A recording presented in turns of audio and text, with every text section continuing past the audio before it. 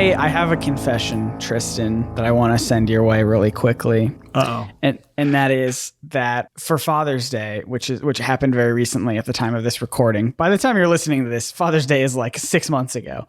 But at the time we're recording, Father's Day was very recent, and I bought my hopefully eventually father-in-law a good amount of whiskey because he wants to get into whiskey. And while I was at the store, I got myself some. And I do not like the taste of whiskey very much, but that is not stopping me from drinking it because I got a whole bunch of like fancy whiskey glasses and like things to make old fashions and things like that. So I'm coming down off of it, but I'm a little buzzed right now. And I'm wondering how that's going to impact the quality of my commentary on this podcast. Will it go up or down? We'll probably have to hear. I feel like it can only go up, honestly. So we'll see. I like that you are like kind of like the people who try to make themselves resist poison by just like drinking it. You're like, I'm going to force myself to like whiskey. That's exactly right. Well, so I just get into some stuff really hard. And so I just liked similar to Emily's dad, who does not know anything about whiskey, but just likes the concept of it. I'm the same way. So I just jumped in real hard and I was like, I'll buy these glasses, these nice fancy glasses. I'll buy all these like mixers to make cool drinks. And then I got the actual whiskey and I was like, oh no, I don't like this. This is bad, but I spent money on it. So I really should drink it. This summer, White Claw came to Canada. And so on much the other end of the spectrum, I'm like, now Canada is having its hard seltzer moment, like I think you guys had probably like a year or two ago. Yes. So I am just knocking back White Claw. Yeah, no laws with White Claws. That's what they say. Oh boy. So yeah, that's fun. But this is a show about aliens or about the lack thereof. This is a show about aliens. Welcome to a show called It's Probably Not Aliens. My name is Scott. I know nothing. I am a dunce in this scenario, and I'm especially so because I'm a little buzzy right now, so bear with me. But Tristan, on the other hand, is not a dunce. He's a very smart boy. I'm a person who reads very fast the day before we record these shows so that I can say something smart about things. That's right. And yeah, we're a podcast all about looking through ancient aliens and ancient astronaut theories, trying to debunk or even confirm sometimes, who knows, all of these theories and learn about the ancient civilizations that these stories and theories talk about. And we've got a lot of fun stuff today. This is kind of a different episode, isn't it, Tristan? Yeah, because as I do these, so some of these topics are well-researched, solid, like there's a lot of stuff that's been done in this area of responding to ancient aliens. And so there's a lot of research to draw upon sometimes. But occasionally I come across something that it comes down to essentially the ancient aliens guys just looked at a thing and then went, look at that's an alien, and then move on without a whole lot of like explanation or any sort of way to answer why. Mm-hmm. And so when you look them up though, they also end up being things like when you research them, you're like, oh, this is the thing they said is aliens. Okay. And then you look it up and it's just like a normal thing. But no one's really done a whole lot of the legwork to say that this is explicitly not aliens, which I guess is my job. Yeah. But a lot of times their argument is just, well, look at that. That's weird. Must be aliens. Must be aliens. So we've got a good selection of little, it's like a grab bag episode. It's a little grab bag of multiple different little things that we can explore. Mm-hmm. And we're doing it with the power of alcohol, at least on one person's end. So yeah, I should have gotten if I had known that was a prerequisite. It would have been a whole new world of podcasting. That's because of the magic carpet. Because we're going to talk about magic carpets in a little bit. Yeah. So we're doing 3 today. And I've got 3 different objects. Some of them are actually like very iconic within the ancient aliens movement, and 2 of them are just like, oh, this is the thing, could be aliens. So sure. The first one I think is one that is the one that we're going into, which is the Kimbaya airplane. Mm-hmm. Did we find an airplane, a little golden trinket of an airplane near Bogota? Or the other one is, did the Zapotec people have Vimana airports? They brought the Vimanas in here. We've talked about Vimanas before, yeah. At the mysterious site of Monte Alban. Interesting. And the other one is, did the biblical King Solomon have a flying machine? These are all three connected in a strange way of ancient flying technology or something revolving around flying. I'm excited. Yeah, I was hoping to get when I was going to do a grab bag episode to grab three things that had sort of a similar theme. So let's talk about the first one we're going to get into, which is the Kimbaya airplanes. Tell me about these airplanes. All right. So there was a group of golden artifacts that were found in the early 1900s near the city of Bogota in the country of Colombia. Research on these things have shown that they were made about 1,000 years ago. Wow. And that all of them are designed to look like different types of animals. There's birds, there's insects, there's all sorts of stuff. But some of them, if you are to look at them with, your modern eyes, they look quite convincingly like airplanes. Ah, the scariest animal of all. Yeah, similar to the That Fucking Bird episode we did last time. There's the big issue, which is that this thing looks like a bird, kind of, but it does have sort of a rounded nose. The wings look kind of more airplane-like, and the tail is vertical instead of horizontal, which, as we know about birds, they do not have that. They do not have that. So Ancient Aliens takes this and says, well, this must be the sign of some sort of advanced civilization because it's literally a gold airplane. And this is where we got to see one of my favorite things ever made on Ancient Aliens, which is where they converted the golden airplane. They made a remake of it as a little remote controlled airplane. Yeah. So that they could fly it around to show that it was capable of flying. Yeah, if you put an engine inside of it, it's capable of flying around. Yeah, but that's how you know it's an airplane. And especially if you look at the thing that they made, they did make a couple creative choices that are different from the actual artifacts. They got rid of a lot of like the detailing and stuff like that to show, like to say they got rid of a bunch of swirly stuff on the wings in order to turn it into a straight airplane wing, which, sure. might be something to consider. Selective scaling up of the trinket. Yeah. It's just science. But like this is based on an experiment that happened in 1994 where this guy named Peter Belting and another guy named Konrad Lubers, very German names. Very much so. They made a radio-controlled scale model of these objects to show that they could fly. But as I mentioned, the way that it was described to me lacked some convoluted features present in the real figurines. Convoluted figures. Interesting. But they did show that, yeah, if you put an engine on something that has wings, and it can fly. Yeah, it does remind me, actually, I have no idea how true this is, but it's ringing bells on another documentary that I watched ages ago about alien technology or future technology, which is this idea that if you get any object to go fast enough, technically it can fly. Like you can make a brick go fast enough to fly, and it doesn't have to be shaped in an interesting way. And it feels very much in that, pardon the pun, I guess, but it feels very much in that wing of thought where it's like, yes, if we put an engine on this thing, it can fly. Shock and surprise. I know. But what we can do to talk about this, because it is like they do look a little weird. At first glance, you're like, what the hell is this thing? This is like, if you were to look at one of these Kimbaya airplanes, the first instinct would be like, oh yeah, that looks like an airplane. Yeah. So like, I get where they're coming from. Okay. And so their claim is that it's basically something called a out of place artifact, which is essentially a term for when something has been found that shows a very different level of development and tries to challenge our chronology of it by some kind.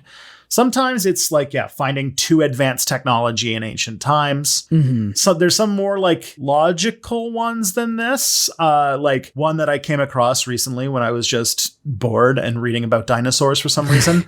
Sure. I found out that it's still fringe, but like has a bit more scientific backing than this.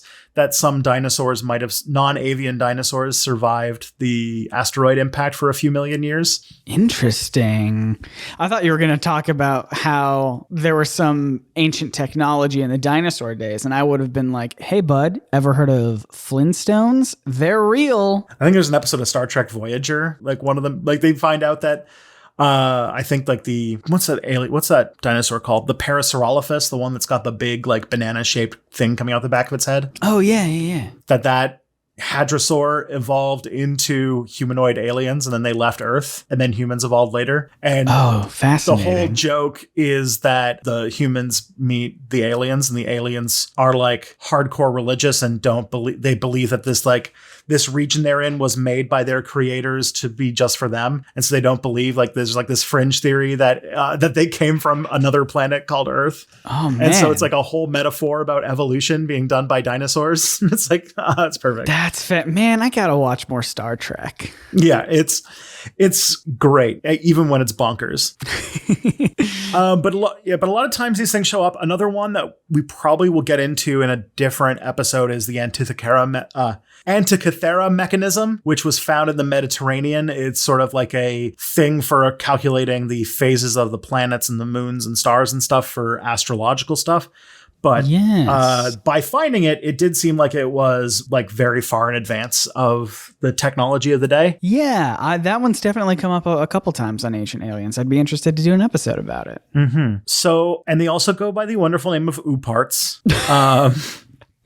Ooparts. Oop. Mm-hmm. That's pretty good. But many of them are cases where either something has gotten mixed up, like for example, in the case of the dinosaurs, as we were talking about before, sometimes because of plate tectonics or mud or something like that, dinosaur fossil will get moved from where it was originally and put somewhere else that might technically be after the dinosaur, the extinction line. Oh, I see. This will lead people to think this is the most conventional theory as to like, why are these dinosaurs after the big extinction line? And it's like, well, their bones might have just shifted sometime after that. Gotcha. Or it's like some sort of mistaken interpretation. Okay. Like this case, I'm going to say, spoiler alert, this is a mistaken interpretation, but also a misunderstanding of possibly how advanced the civilization was. Like a lot of times we've seen on Ancient Aliens, like, oh, they couldn't have possibly have done something like this with the knowledge and tools that they had before. But that's just shows that they just don't understand how resourceful and sophisticated people can be. Absolutely. They underestimate the level of advancement of these civilizations.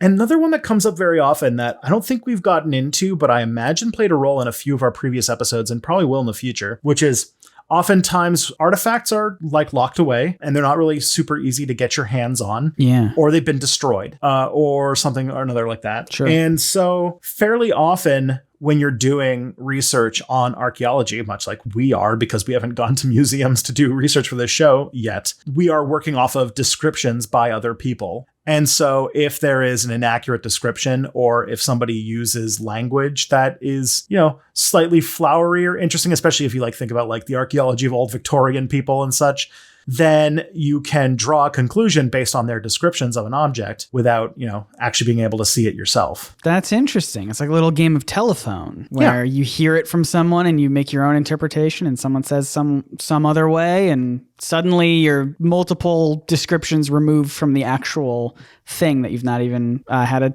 opportunity to lay your eyes on. Precisely. So these current objects are in the Gold Museum in the city of Bogota, and they're described as being birds and insects. But people will say the tail's vertical, so it can't be a bird or insect.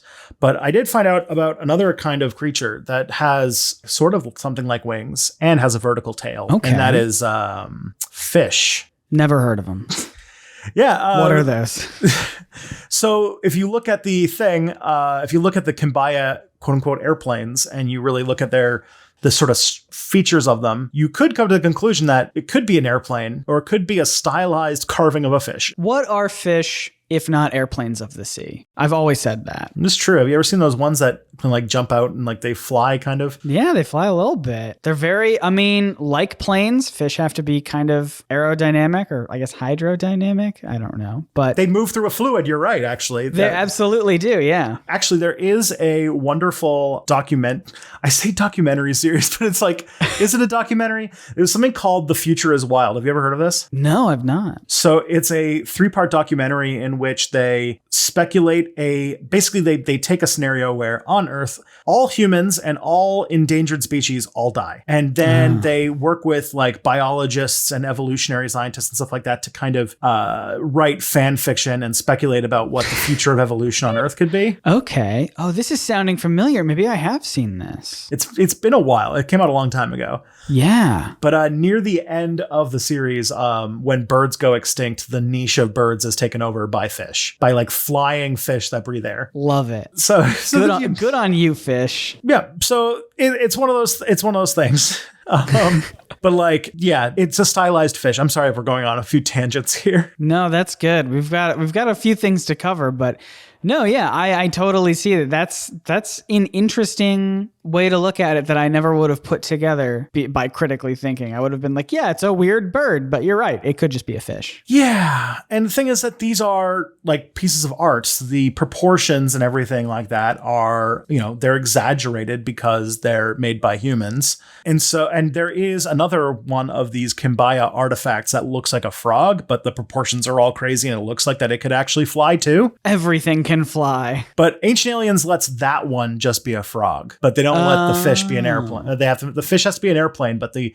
weird frog can't be. Sure. It's just a frog. So sure, selective choices and cherry picking and all that kind of stuff.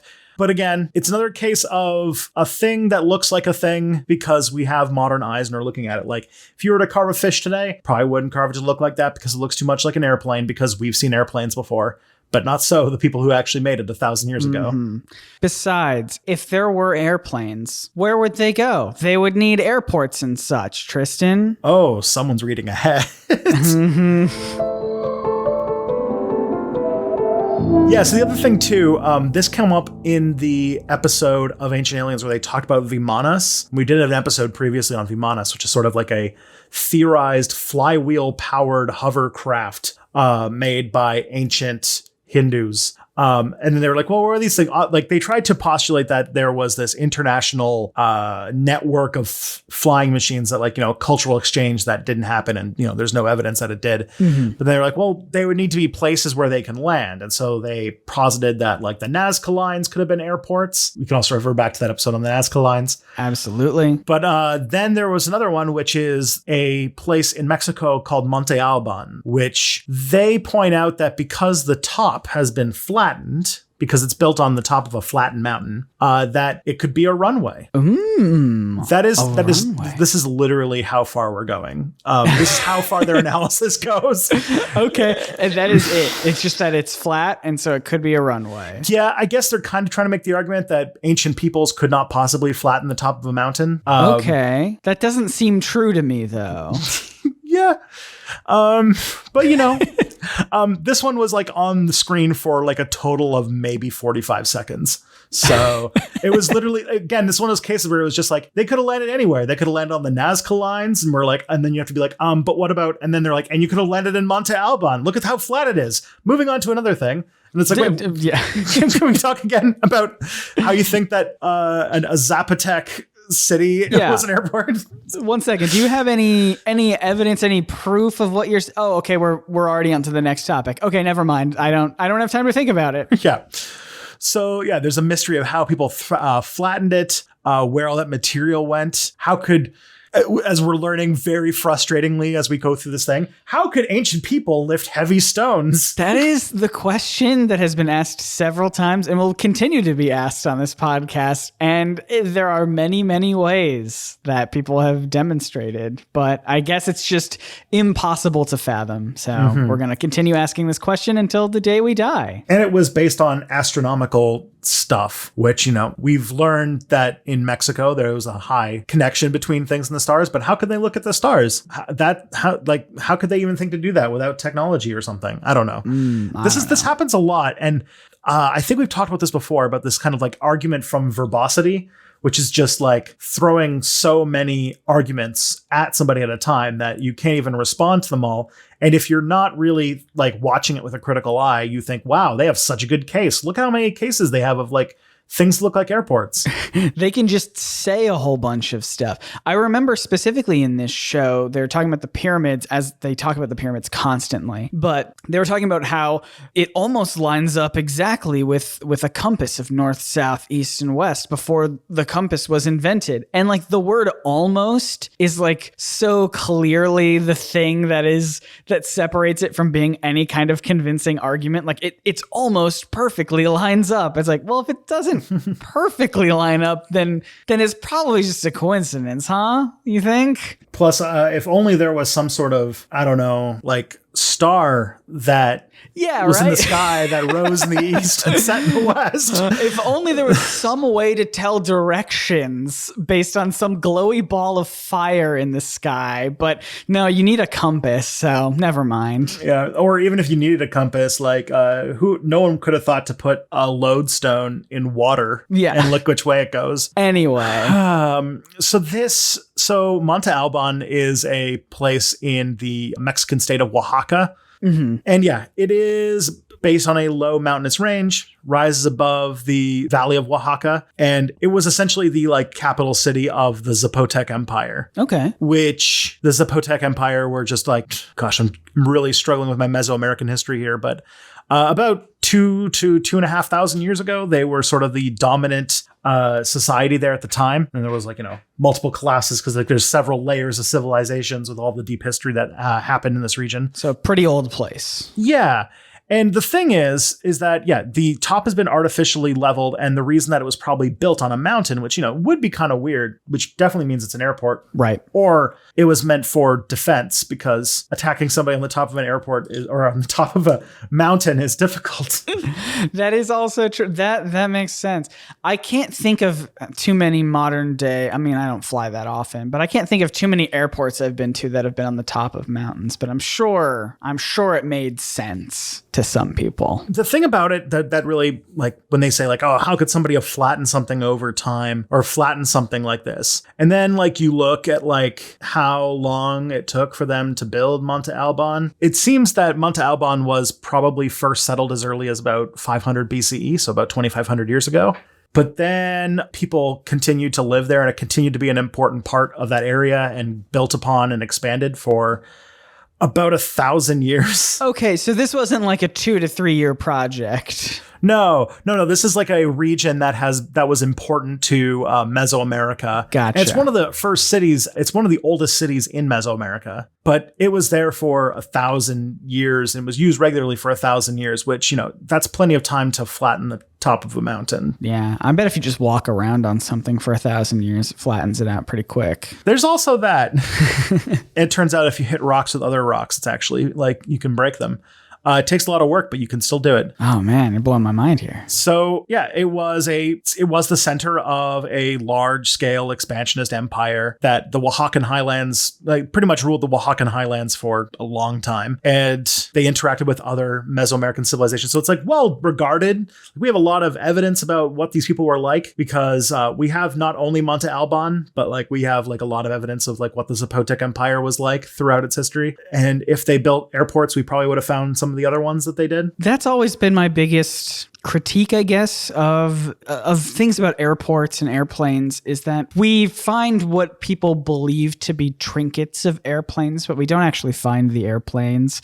And we find lands that could have been airports, but no real like structures in them that seem to support, like no hangars for airplanes or anything like that. It just feels like you're just jumping to a lot of conclusions, Yeah, and like the thing is, when they say it on the show, they'll be like, oh yeah, this is this, look at this could be that. And then it's like, okay, but like if you ask anybody who's taken their life to study the Zapotec people, we know quite a bit about the Zapotec people. Yeah. Like it's like they're one of the more well-known Mesoamerican civilizations. And there's no indication that they invented the internal combustion engine or electricity or steel or, if I recall, even like metalworking for the most part. Like there's a lot of like precursor inventions you need to have before you can make an airplane that were also not there. And then when you think about how this is a society that's very preoccupied with astrology and the stars, and then you're like, well, why is it like all flat? And like, why are these things like, if you have a religion that is very preoccupied with like the location of stars and planets, probably want to, have a large sky to look out into. And if you want to build a defensible city, building it on a mountain ridge is not a bad idea. So a lot of reasons why this probably wasn't an airport. No, but while we're on the topic of Monte Alban, I just want to point out that it's also an archaeological site that's under threat, because that's I want to point out that it's important, these things. Absolutely. Because the thing about Monte Alban that makes it a little weird is that there are 4 different municipalities that all have part of the site in their like kind of jurisdiction. And the major issue is that essentially urban expansion. Cities are starting to move closer and closer to Monte Alban, the site. And because there's, fighting over jurisdiction about what city is going to maintain and manage it, there's a lot of like conflict trying to figure out how to get this stuff how to like protect this site while cities are getting closer to it, essentially. Right. Well, the good news is that because it is built at the top of a mountain, it's a pretty defensible position to fight this fight on. Is that kind of what you were getting at? Yeah. Or? I mean, if any of those cities need a small airport, I've got the location for you. We gotcha. But yeah, that's Monte Alban. Like, it was just like mentioned really quickly, and it's like a really cool Mesoamerican archaeological site that was just briefly mentioned, and then they moved on. Yeah. And it sucks that it's kind of under attack in this sort of weird urban way. That's not great. Yeah, these are important places. A big subplot of this episode this show that we do is that all of these wonderful, beautiful things that humans have made are all under threat because we just can't stop driving cars over them or building cities near them or going to take pictures of them for Instagram or something like that. I am never gonna, anytime that you tell me a tourist destroyed something, it will never cease to peeve me off so hard. Yeah. Now we could talk about flying carpets. Let's talk about flying carpets. All right, so here's the thing, Tristan. Let me see if I get this straight, though. All right, we've talked about planes that are really fish, maybe. We've talked about airports that are just cool, flat pieces of land. But there's got to be something out there, some sort of cool thing related to flying, related to aviation. You got to tell me that some ancient civilization, some ancient technology exists where people could fly. Tell me that. I hate to burst your bubble, but according to Ancient Aliens, flying carpets, which are a common icon in Middle Eastern and North African mythology, are actually flying machines. So okay, we're getting somewhere. I like this. Now, we're not going to the Middle East for this one. We're going to a place called Ethiopia. And we're looking at a certain book called the Kebra Nagast, which is a very holy book for the Ethiopian Orthodox Church. So I know I just opened a whole bunch of doors because I know that knowledge of Ethiopian religion is not exactly the most widespread thing in the world. But so Ethiopia is one of the oldest Christian countries in Africa, and their like form of Christianity is, fairly old and fairly unique. And one of the important books of the Ethiopian Orthodox Church and to Ethiopians in general is a 14th century book called the Kebra Nagast, which is sort of a national epic of Ethiopia, which for non-historians, a national epic is basically like a really, really long book that describes the history of a country. Gotcha. Now, Ethiopians, and also actually Rastafarians as well, make the claim that, now we're going to go into some Bible stories here, that there is a direct line between Ethiopia and King Solomon and the Queen of Sheba. Okay, all right. Well, we're getting into some Bible studies. Good thing I'm wearing my Sunday best. And like, for example, to this day, the Ethiopians still claim that they do have the Ark of the Covenant. It's in a temple that is guarded by a certain individual who like passes it down generations to generations. I know there's another ancient astronaut theory that says the Ark of the Covenant is a miniature nuclear reactor. So I can't wait for that episode. But in the Kebra Nagast, there is a scene where the Queen of Sheba receives a flying carpet from King Solomon. And despite saying that it's a flying carpet, they're like, well, if you like reinterpret words, because if like, if a throne, as we saw in the Book of Ezekiel episode, if a throne can just be flying object, then obviously a flying carpet could be a spaceship, and they just lacked the words to describe what it really was. That's exactly right. It was the original chariots of the gods. And, flying carpets show up throughout history in sort of North Africa, the Middle East, and also Ethiopia. And of course, Christianity is a Middle Eastern religion, so it came to Ethiopia. So there's obviously some cultural transfer going on here. Sure. So, you might be familiar with Arabian Nights, the, classic. The epic. first song from Aladdin. Yeah. Mm-hmm. Mm-hmm. But like flying carpets do feature in a lot of this region's myth. And there's this claim that Solomon had mountains. So obviously there are places where he would like land. These are his, places. And they even went as far to say that King Solomon used these to fly as far as Tibet. I don't know where that comes from. This was out of everything that we've done on this show, the hardest thing to dig up anything on, because it seems that it's just not a thing that like Ethiopian religion scholars just did not step up to the plate to address ancient aliens. Okay. Experts on the Kebra Naga, and also knowledge in the West of the Ethiopian Orthodox Church is also limited in a lot of ways. So let me see if I understand what you're saying. It's possible that someone just said that King Solomon flew on these as far as Tibet, and there's no it's not written anywhere, but someone just said it and they're like, yeah, cool, sounds legit. I think somewhere in the Kebra Nagast it says that Solomon went very far away. Gotcha. To the east, and I guess maybe they said there were mountains because the mountains played a role in this whole thing, and Tibet has a lot of mountains. Fair enough. But yeah, according to the Kebra Nagast, the Queen of Sheba and King Solomon had a child named King Menelik I, who was the first sort of emperor of Ethiopia. Okay. So, and there's a references that they used flying carpets to travel to the Middle East, which could be a metaphor for opening up trade or something like that. But like I said, it's really hard to chew on this because it's just saying, what if flying carpet is flying machine? Then it looks really impressive, doesn't it? look at this flying carpet. What if that was a machine? What if that was a piece of alien technology? Anything you can point to that is like, you're right. It could just be like a metaphor for something. It could just be like poetic language. It could just be a storytelling. But pointing to anything and being like, but what if this was alien spaceship? What about that? Then okay, sure. It sounds interesting, I guess, but you're not taking into account anything about the historical or cultural context. So this happens way too often where they're like, it says here that they had a flying carpet. Well, what if the word carpet was machine instead? Then it looks like they're flying an alien ship. And it's like, right. Okay, cool. Yeah, I guess if I can change the words and things, I can change their meaning too. Yeah. Absolutely.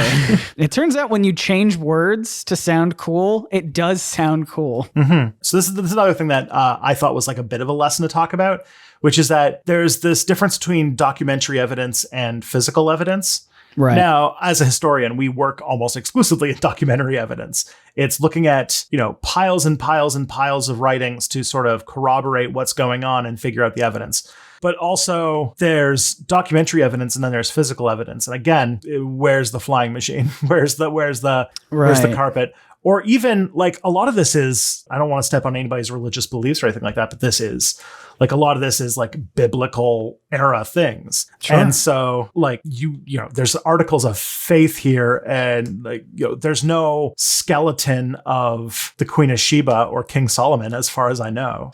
Sure. I mean, I grew up religious and something that I even went to a Bible college for a bit. And something that we learned is that sometimes stories exist just to serve as metaphors, just to serve as guiding principles, but they aren't necessarily literal, Mm-hmm. And obviously people have different opinions on that, but that's what I had studied in my field. And so it's hard for me to take stuff like this exactly literally. I think sometimes it is just language to help tell a moral tale. Yeah. And just like with that fucking bird, there would be leftover artifacts of the flying carpet's construction, maintenance, or infrastructure, as we've kind of mentioned over and over again. Yeah. One reference in one book is a massive claim, but saying something about the world does not. It does not do that. Yeah. This is the thing. I couldn't even find people debunking this. It's literally just reading into something based on motivated reasoning as far as as I can see. It's frustrating. I mean, I'm glad we get to do episodes like this where we can touch on a handful of different topics that are so small that we can merge them all together into this kind of overarching theme of you can't just take anything that you find in any historical context and then just go, but what if it was aliens? I know that you can do that. You can make a very popular History Channel show. You actually, you know what? I'm all kinds of wrong. You actually can do that. And it's pretty successful when you do that. But I think if you want to look at the world in a more accurate way, as accurate as you can, I think it takes a little bit more involvement than just saying like, but I bet it's probably aliens though. Mm-hmm. And so this is, again, one of the cases I think we've talked about is just ancient aliens throwing things at the wall and seeing what sticks. What I find is that they have these instances where they just say something, give a bit of speculation, and then move on. And that they tend to move from subject to subject really fast when they're making more and more flimsy arguments. Yeah, it's like a fast talking salesman where you don't have time to really think about what they're saying. They're just saying a whole bunch of stuff that sounds kind of good and kind of interesting, and they're not leaving you any sort of like breathing room to really get the cogs turning in your head where you're like, but wait a minute, hold on, what did you say? Oh, never mind. It almost makes you feel like you're slow because they already moved on, and like if you're still stuck on something, then it makes you feel like, oh, well, I'm just not as smart as them because I'm still behind. It's kind of a gross trick. I don't like it. And there's a little line about this kind of thing that comes from the person who got me into skeptic stuff back before skeptic meant something very different. Sure. But also by a skeptic activist / potential committer of wire fraud. A guy named Brian Dunning said this one quote that I think is pretty a good explanation about this, which is that you can stack cow pies as high as you like. You're not going to get a bar of gold. But that's my grab bag. I love it. Tristan, thank you so much. I think this was a really fun episode. If you, a listener, liked this sort of grab bag episode, let us know. Let us know by tweeting us at probsnotalien. It's probsnotaliens, plural, on Twitter. And leaving reviews on Apple Music, wherever you can. We want those delicious, those juicy 4-star reviews if you can. And yeah, just let us know. Tristan, where can people find you on the internet? You can go to Step Back History on YouTube or Tristan Piaget on Twitter. How about you? You can find me on my YouTube channel, Nerdsync, Nerdsync, if you like some comic book history and things like that. Or my personal Twitter at Scott Nicewander. And please, friends, tell your friends about this show. I know that I just said that we are friends, but Tristan and I already know about this show. Go tell your friends, your other friends about the show, because it's really the best way that you can spread the word about. We're a very new podcast. We're on episode 10 right now, I think. So, go tell people. I think this is a fun show. I enjoy doing it. I hope you like listening to it. Yep, and we'll see you guys next time because the truth is out there. Probably.